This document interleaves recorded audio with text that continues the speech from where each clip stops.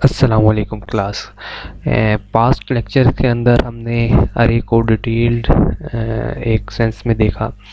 आज के लेक्चर के अंदर एक बहुत ही शॉर्ट किस्म का लेक्चर है जिसके अंदर मैं आपको ये बताऊंगा कि अरे के अंदर भी मुख्तलिफ आगे टाइप्स कह लें आप उसे, या मुख्तलिफ़ किस्म की अरेज़ होती हैं। एक तो हमने जो अभी तक देखा वो 1D अरे थी, यानी कि वन डायमेंशनल अरे, जिसके अंदर हम ज़्यादा वो नहीं कर रहे होते, मतलब कि मल्टी डायमेंशंस नहीं जा रहे होते, वन डायमेंशन काम कर रहा होता है, यानी कि एक्स की सूरत में काम कर रहा है। जबकि अगर हम बात करें मल्टी डायमेंशन, ये 2D अरे की बात करें, जिस तरह मैट्रिक्स बन रहे होते हैं तो वो मल्टी डायमेंशन अरे के अंदर होते हैं। या जिस तरह से आप ये कह लें कि टिक टैक टो गेम है, ये 1D अरे से भी हो सकती है और 2D अरे से भी हो सकती है। ये किस तरह से हो सकती है, ये एक डिटेल टॉपिक है, और 2D अरे क्या करती है इसके बारे में आपको मैं इस लेक्चर के अंदर बताऊंगा।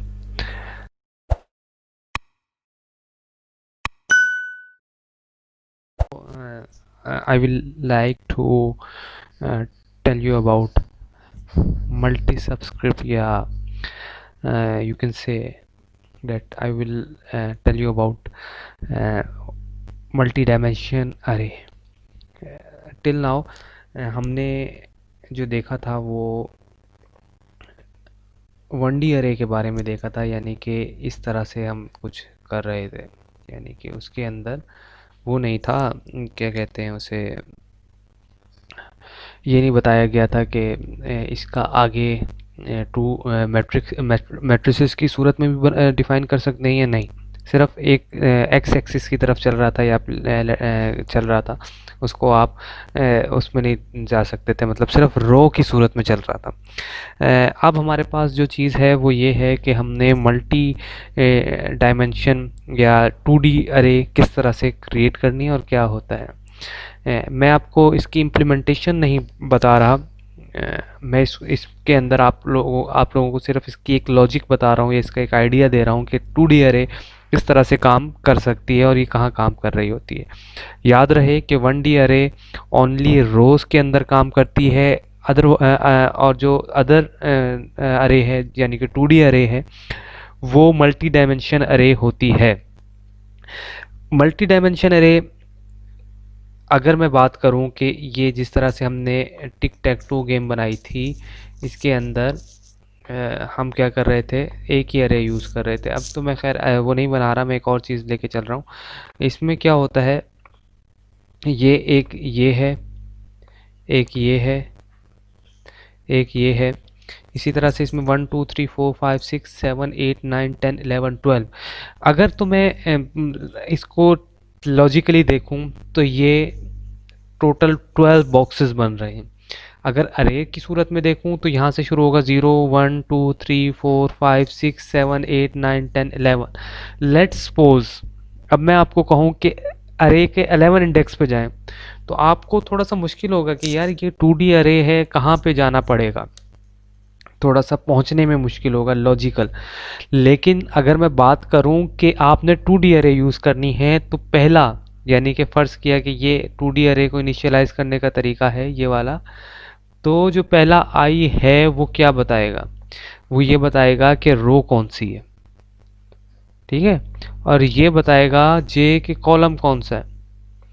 ये फ़र्क है थोड़ा सा, यानी कि ये वाला तो हो गया नाम, रो का नाम, या सॉरी अरे का नाम, और ये बताएगा कि अरे का इंडेक्स कौन सा है, रो का इंडेक्स कौन सा है, और ये जे बताएगा कि कॉलम का इंडेक्स कौन सा है। फ़र्ज़ किया कि ये वाला जो एरिया है ये कॉलम है, ये जो है ये रो है, तो किस तरह से होगा, ये वाली चीज़ कहाँ पे पड़ी हुई है, ए के ज़ीरो इंडेक्स के ऊपर, यानी कि अरे का ज़ीरो इंडेक्स रो पे और कॉलम भी ज़ीरो पे है। अरे और कॉलम जो है वो ज़ीरो पे है, अरे जो है रो जो है वो ज़ीरो पे है और कॉलम वन पे है। अरे का कॉलम जो है वो टू पे है और रो जो है वो वन पे है। तो इस तरह से मल्टीपल चीज़ें आगे चलती जाएंगी। और इस तरह से आगे होता रहेगा। तो ये 2D अरे को सॉल्व करने का तरीका है।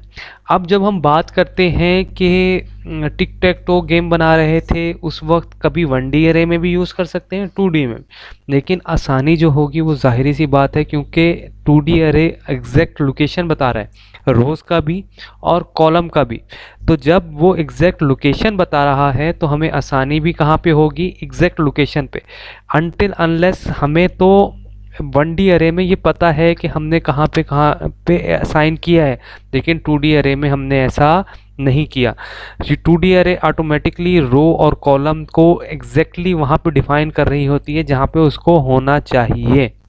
अगर हम मूव करें इस थोड़ी सी छोटी सी डायग्राम की तरफ, इस वाली डायग्राम की तरफ आते हैं या इस टेबल की तरफ आते हैं, तो हमें एक और चीज़ समझ आएगी, वो ये कि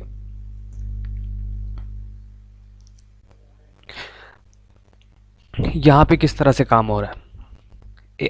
अरे का इंडेक्स 0, रो का इंडेक्स सॉरी 0, और कॉलम का इंडेक्स भी 0। मतलब ये एक आपके पास डायग्राम थी जिसके अंदर 0 1 2 3 कॉलम्स हैं और 2 रोज हैं, 0 1 2।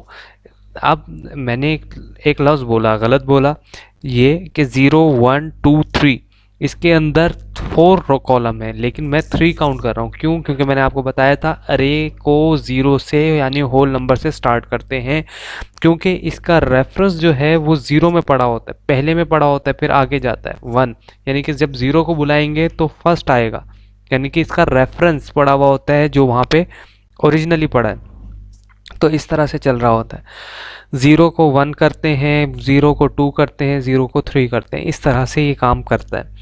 अब क्या होता है, 0 रो है, 0 ही कॉलम है, 0 रो है 1 कॉलम है, 0 रो है 2 कॉलम है, 0 रो है 3 कॉलम है। इसी तरह से जब यहाँ पे आते हैं तो ये बात बदल जाती है, यहाँ पे रो जो है वो क्या हो जाती है, 1 हो जाती है, और फिर इसी तरह से यहाँ पे काम चलता रहता है। ठीक है, इसी तरह से जब रो 2 में बात करते हैं तो रो 2 और अरे इस तरह से चलता रहता है। यहाँ पे भी वही वाली बात बताई गई है, अरे नेम 0, अरे का नेम ये है, ये वाला ए जो है, ये वट एवर आप जो भी रख सकते हैं, क्योंकि वेरिएबल नेम की तरह होता है, कुछ भी रख सकते हैं। रो ट्रांसक्रिप्ट यहाँ पे आती है, कॉलम सबस्क्रिप्ट यहाँ पे आती है। ठीक है, तो ये इस तरह से होता है, और यहाँ पे हम कर सकते हैं किसी भी चीज़ को सॉल्व। तो ये एक तरीका है।